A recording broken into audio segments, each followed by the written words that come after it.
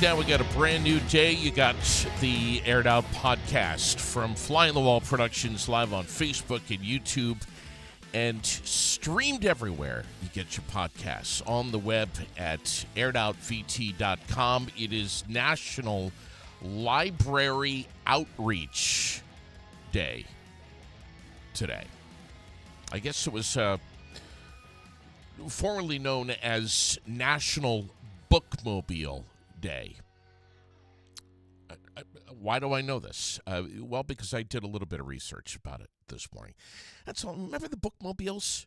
Does anyone out there remember the bookmobiles? I do.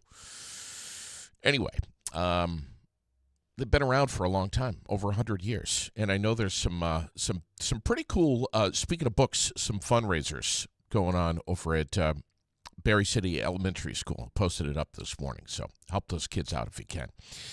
Birthdays today: Mitch Felderhoff, Amanda LaFontaine, Ray Bisson is on the list, Ben Snelling, Cammie Brunel, and Regina Newell. Happy birthday to each of you.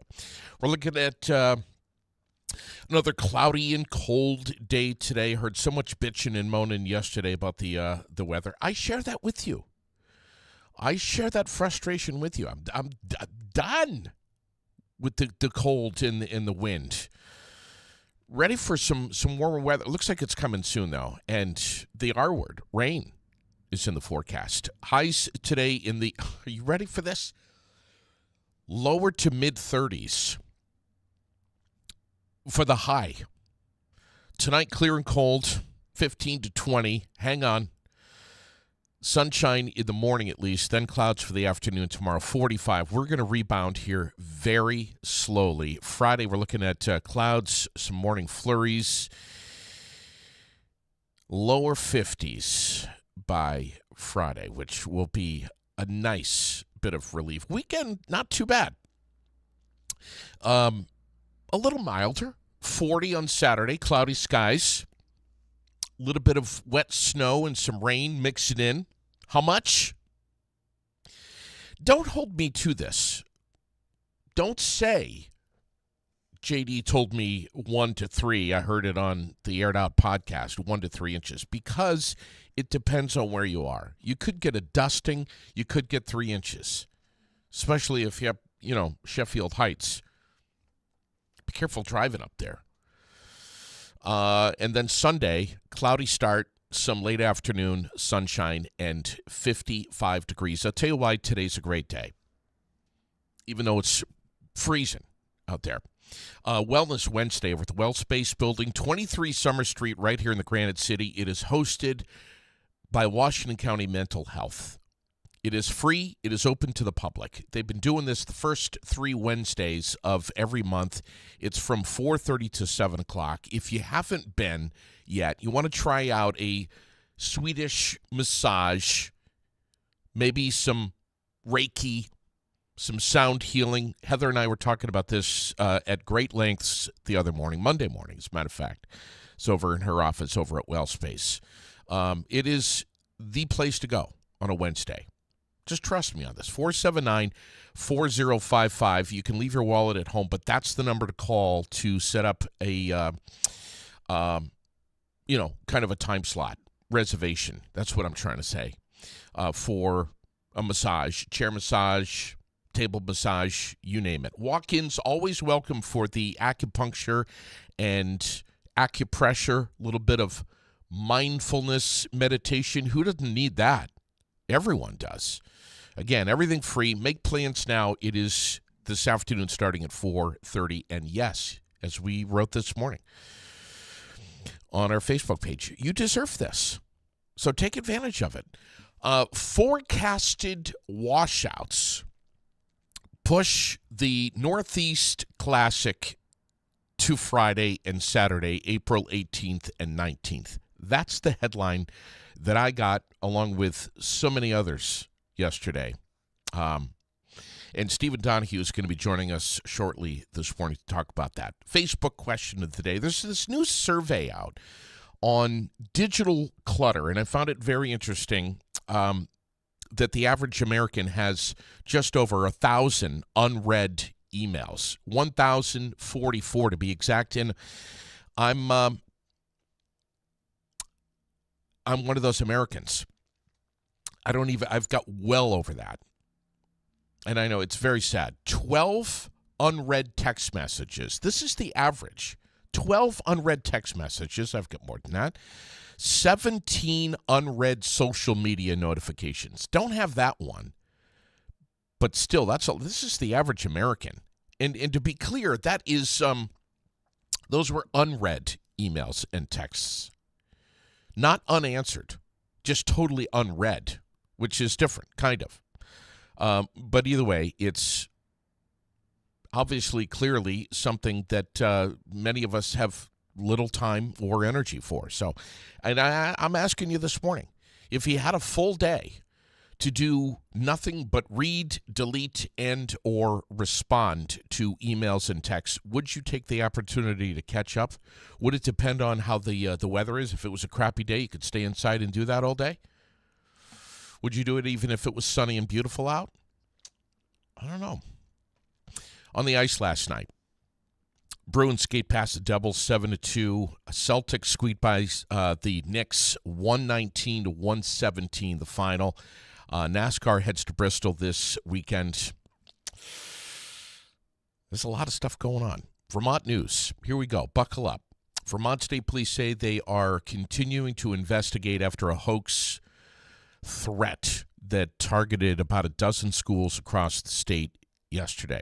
Vermont State Police said they were notified that an unknown person had called the Department of Defense self-helpline chat function to make threats against 12 middle and high schools across the state. Investigators said the call exhibited the same threatening characteristics of previous hoax and swatting campaigns. All threats made against the schools were determined to be unfounded. Great news, but what a scare yesterday. And a lot of police presence around many of these schools.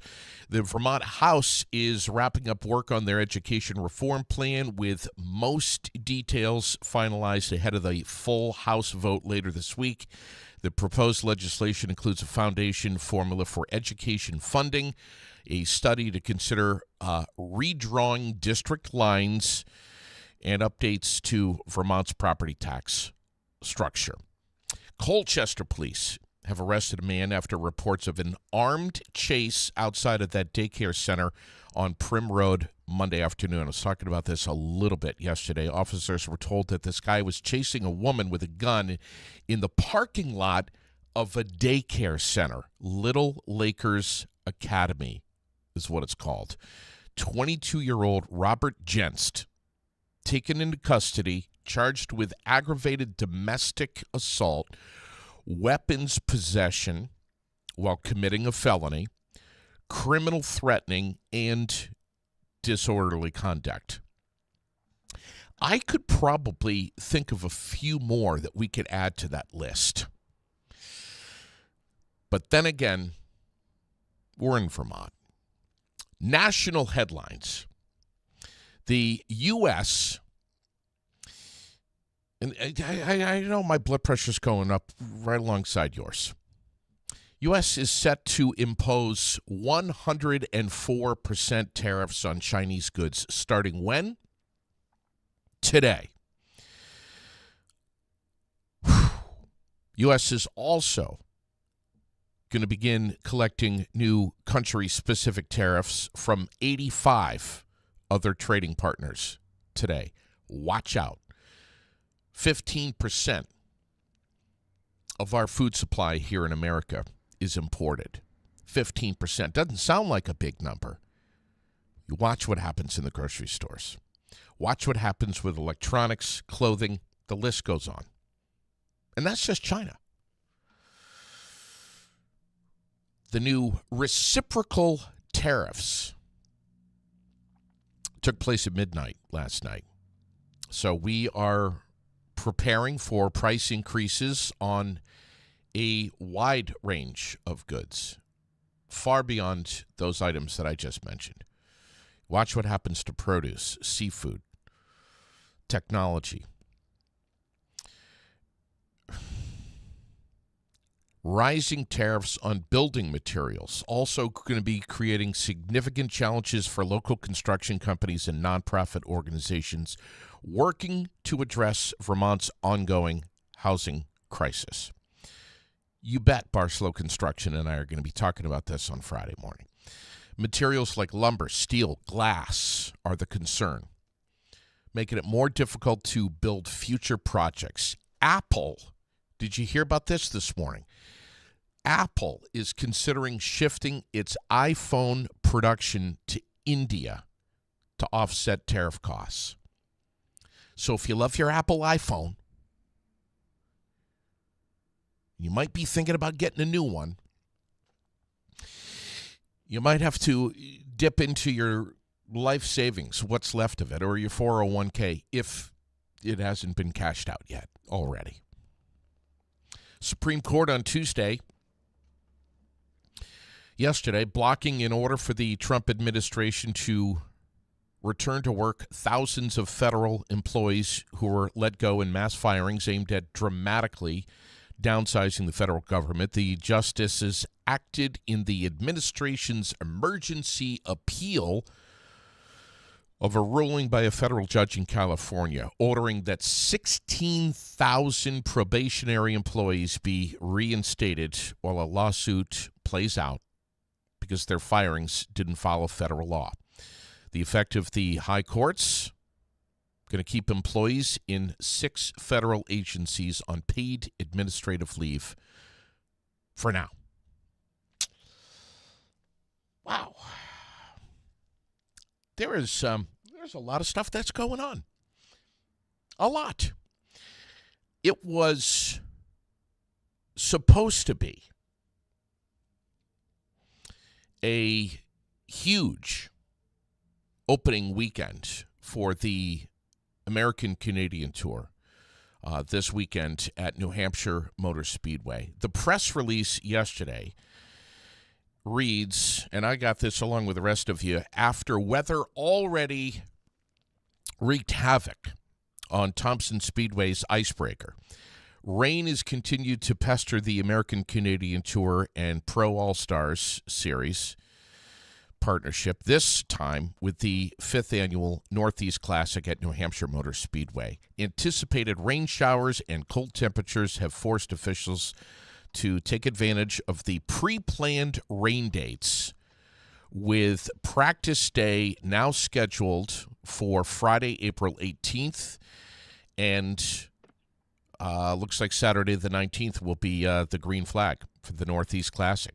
5th annual, by the way. So, frustrating? Absolutely.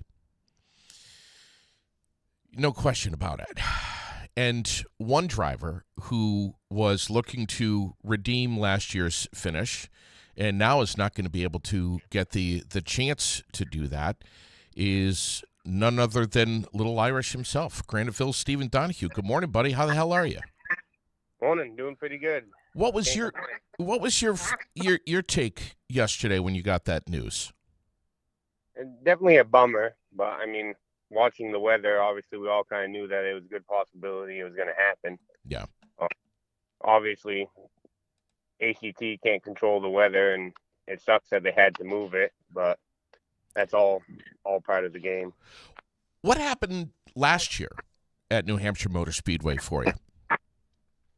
Well, we had a good car, and we took off and were battling for the lead, and then ended up battling for second. And the other driver and I were running hard, and I went into the corner on the bottom like I would normally go in after he ran me down to the road course, down the back stretch. And he just turned down in the corner like I wasn't even there. And he went around and I went around, and he went into the wall, and I stayed in the gas to keep it out of the wall. And fortunately, another car behind us followed me right down to the grass and drove into our door with nowhere to go. Yeah. Just kind of ended our good run there, and ended up taking the car home and fixing the little bit of tin on the bottom of the car and got it ready for the next race. That's the one nice thing about that car being old and heavy. It it takes a beating. Yeah. I know you're anxious to get back over there, but you've got to refocus things here on April 19th, the Claremont opening, which of course you're very excited about and have been looking forward to for a long time. Are you excited? I'm guessing. Yeah, I'm definitely excited. The plan was obviously to go over there with Norm and the 2 car, but unfortunately with him passing away, those plans obviously didn't come to fruition. Right. Uncle Bill was planning on going down there with us with his car, and he was like, "Well, you guys are planning on doing it. Just I'll go down, I'll own the car, and you drive my car down there and try and have some fun," which makes it a little bit easier with it not being every week, uh, to have that little time in between to where we can still really focus on our Thunder Road, but still go down there and have some fun. Sure. Tell us about last season at Thunder Road for you, Stephen. Yeah, it definitely was not the season we were hoping for after winning the championship in 23, but we struggled in the beginning, and we changed some new parts on our car, new spindles and stuff, because they got bent. And by mid-season, we had changed everything back, and it still wasn't working. So we started really changing setup stuff. And by the second half of the year, we started to run a lot better than we did. But it was just a little too late to make up the point deficit that we made going into the beginning part of the year.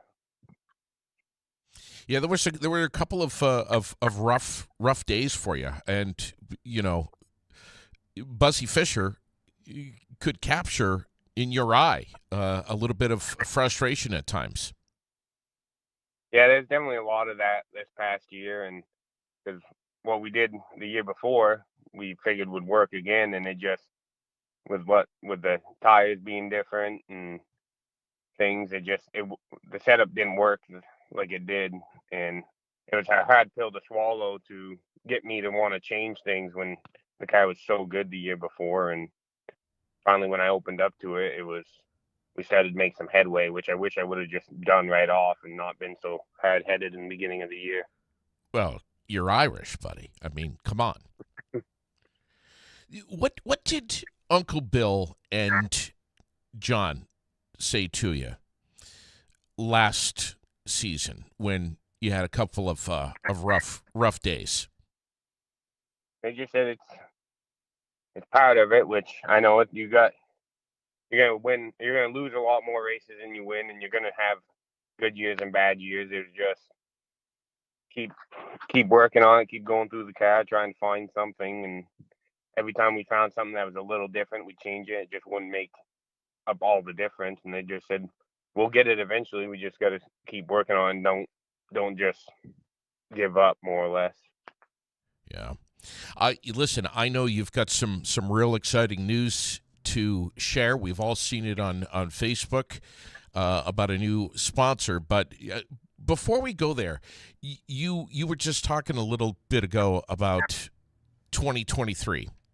Tell me about October 1st, 2023. Your dream became reality of sharing a milky wet kiss with a cow. And you got your name etched into granite. Yeah, that was definitely the icing on the cake for how the year went. And get King of the Road was cool, but I always said that I'd always rather have the Milk Bowl than the championship. But then to go to the Milk Bowl like we did and have a really good car and win it was just a dream come true for sure. And I just still hard to believe we got the milk can up at the house and still sitting there, but it's still hard to really fathom that I finally got to do what I've always wanted to do at Thunder Road. Man, you had a shit-eating grin on your face a mile wide, Stephen. Yeah, it was amazing, and then to have my uncle there and my dad and my papa all be able to be there and witness it and partake in it was incredible. It was just a perfect ending of the year for what we actually kind of expected going into the year. We didn't really expect to be as good as we were, and we just never really fell off all year. The car stayed consistent, and it was a lot of fun. Obviously, when you're running good, it's always fun, but Yeah. what made last year so difficult. I remember asking you what would be that big race that you haven't won yet that you got to just win, and I remember you obviously saying the Milk Bowl, and be prepared because I'm going to ask you that question again this morning. But interesting that was sticking to the bone a little bit more than becoming king of the road. That's fascinating. Yeah, it was. I mean, I got the king of the road, which Dad unfortunately was never able to get, so that was cool to get that. But just with the prestige of the Milk Bowl and how Ken and Tom really made that the big race of the whole season.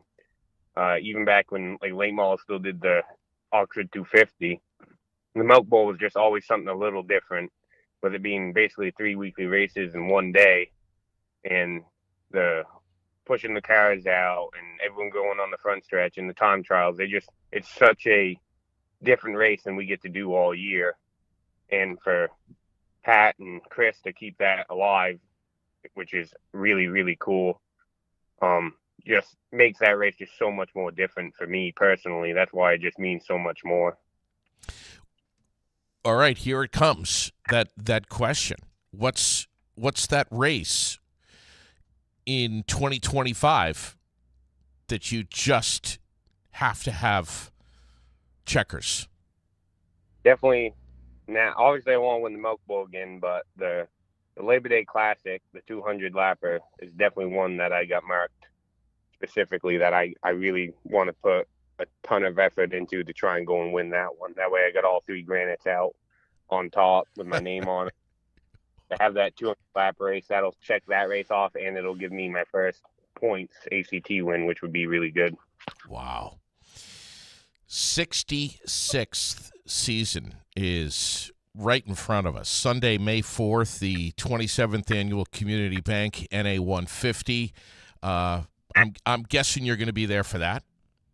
Oh, yeah, we'll be there. We're going to have our Thunder Road car, the one we'll run all year, but that one's going to be there for the car show, and we're going to practice it a little bit, shake it down, because we got another motor in that car for this year, just to try and make sure we got no bugs for the first race, Memorial Day. But we're going to run our old heavy car that we've done some changing to for the actual race, and hopefully we'll be able to come out of the gate strong for sure in that race and ride that momentum through the whole season. I think pretty much all of Central Vermont is going to be up at that car show on May 3rd from 9 till noon, and then you're going to be, like you said, you're going to be running practice laps until, 5 o'clock or so that night.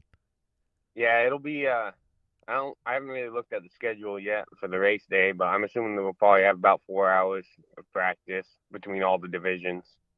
And Saturday, obviously, is going to be just a big, make sure nothing comes apart, everything's tight, no leaks anywhere. So Sunday, we'll be able to come out, scuff the race tires, and then get right into qualifying.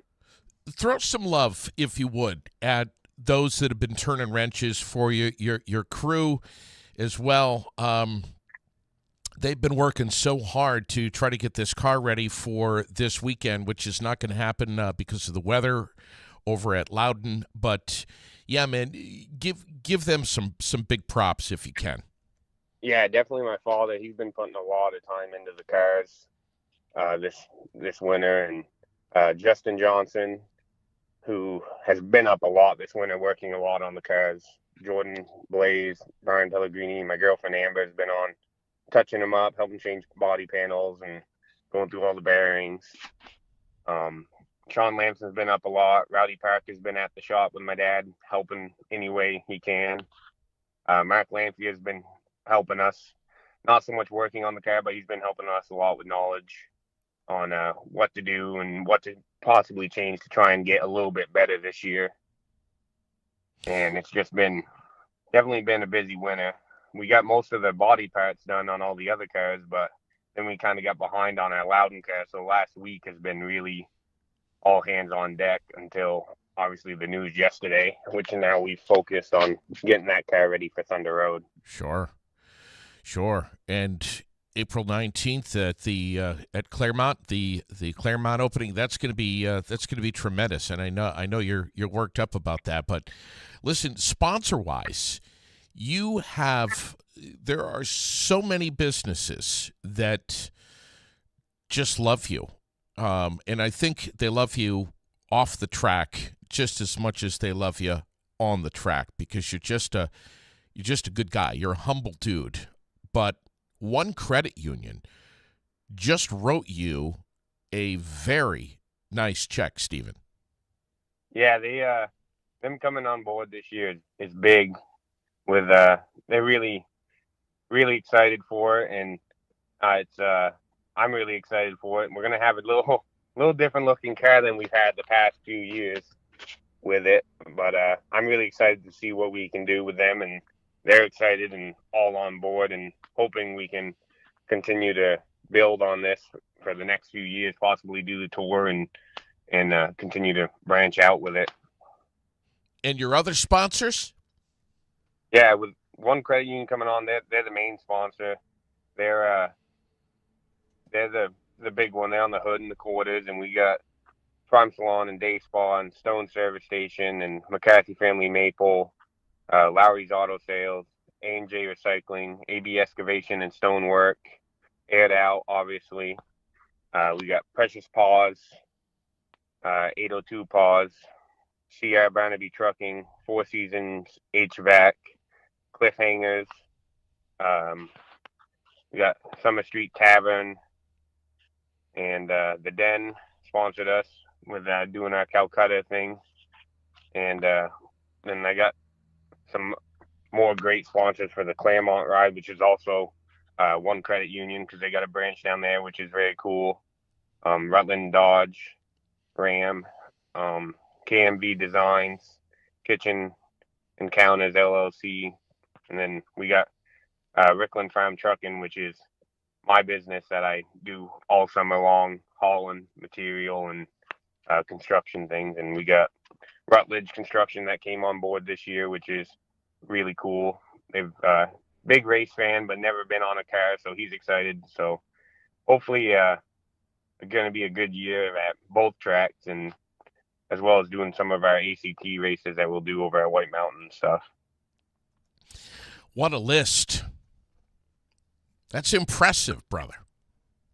Yeah, it's great to have people that sponsor, help get our car to the track and help with tires and fuel. And it's obviously a very expensive sport, and the fact that they believe in me, that they want to promote their business on my car, is just really, really an honor, because it's hard to get sponsors nowadays. And when you get one, you obviously want to do the best you can to promote their business. So it's definitely really humbling for sure. Are you going to be able to keep it on all fours in 2025? I'm hoping so. I'm hoping there's no more on my roof or on fire or anything. So I'm hoping the cows stay nice looking all year. That's part of your legacy. There's nothing you can do about it, brother. Everybody's going to remember that crash, and there's even several that remember you being on Aired Out with me shortly before that crash, saying that the worst fear that you could have would be being in a car that's on fire. I mean, some people would say in a car underwater, but you said in a car that's on fire, and right after you were on the air with me, that happened. Yeah, definitely not a good thing, and hoping to not have a repeat. That's for sure. I love the fact that you went up to the hospital with some burns and a very banged up wrist, I think it was. And I think didn't they want to put you in a cast or something, and you got back in the car right after that. Yeah, they that night they put me in a splint and wrapped it all up. So the next day we had to figure out how to get a suit that the splint would go through, so I could get to the track to Groveton to win a championship for Norm, and ended up having to put a glove on my hand. That way, it had some protection in case something did happen again. And you won that championship. Yeah, we ended up winning the race and the championship, and it was that was really cool to go over there. Just all we had to do was start, but driving all the way over there and everyone that worked on the car and put the time in to get it ready, I definitely wasn't just going to start and park. I wanted to do what I could, and the car was just really, really fast, so made it a little bit easier for me to drive and ease the pain a little bit as far as my hand. And you were in pain. You did that race. You won that race and that championship with a bum wrist. You're a tough dude, man. You're a tough guy. I don't know if it's tough or stupid, but it's definitely something. Man, so many of us watching, listening this morning, wish you and the rest of your family a great season ahead, and hopefully a little bit better than 2024, which was a little bit of an off season for you. But man, it's like we're just gunning for you, brother. You are so well loved and respected in this community, and far beyond.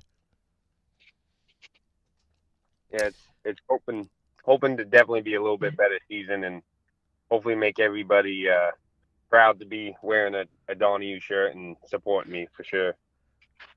Brother, thank you ever so much. You know, I know I say this to you every year, but I would love to, if possible, try to connect with you mid-season. I know it's just pure insanity for you.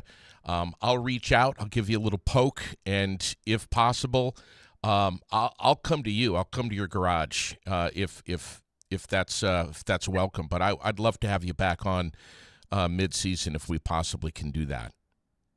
Yeah, definitely sounds like be fun, and we'll just have to figure out a date that'll work. All right, dude. Listen, get back to work. We know that we're taking some precious time from you, and we appreciate it so much. On behalf of everyone, thank you, Stephen, so much. Yeah, no problem. Thank you very much. Have a good one. All right, buddy. Stephen Donahue right there on Aired Out. Don't forget, tomorrow, G is back in the saddle here with me in the studio, and one can only wonder what we're going to be talking about. I don't even know what we're going to be talking about. I've got a few ideas, but I can't wait to have him on tomorrow morning, 9 o'clock, right here on Aired Out. And Friday, we're going to drop the clutch and shift into head first into Rex Thompson, who will be in here from Barslow Construction and, of course, Donnybrook Fight Promotions. And we're going to be talking about, if I can get a word in, maybe some of the construction industry impacts from the tariffs and so much more on Friday morning. It's going to be a wild rest of this week. We're going to go out with a bang. We're also going to be posting up some of the listings both at the Paramount Theater and the Capitol Showplace. FGB Theaters, one of my presenting sponsors here at the Aired Out Podcast. We'll tell you what's coming up for the weekend for movies. And don't forget, again, today, Wednesday, Wellness Wednesday, over at the WellSpace building, 23 Summer Street. Absolutely free. Get over there for a massage, table massage, chair massage, some mindfulness meditation. Everything is free. Washington County Mental Health puts it on, and it's starting up at 4:30 this afternoon, 23 Summer Street. Ciao for now.